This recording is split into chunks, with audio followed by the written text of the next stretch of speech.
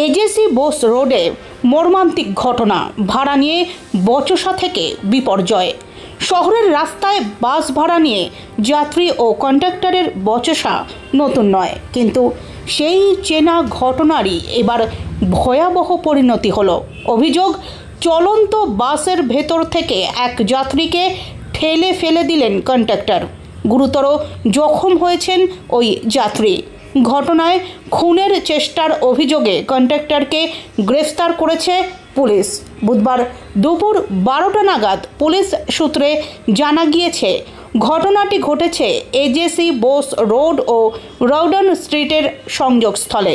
একটি বেসরকারি বাসে ভাড়া নিয়ে যাত্রী মোহাম্মদ আজিজ খানের সঙ্গে কন্ডাক্টর বিষ্ণু সাউয়ের বচসা হয়। মুহূর্তেই সেই ঝগড়া মারাত্মক রূপ নেয়। অভিযোগ, রাগের মাথায় চলন্ত বাস থেকে আজিজকে ঠেলে ফেলে দেন বিষ্ণু সাউ।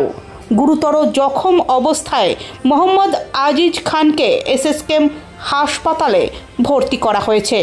ঘটনার পর শেক্সপিয়ার সরণি থানার পুলিশ তদন্তে নামে।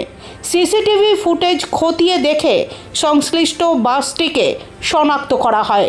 এরপর খুনের চেষ্টার অভিযোগে ওই কন্ডাক্টর বিষ্ণু সাউকে গ্রেফতার করেছে পুলিশ।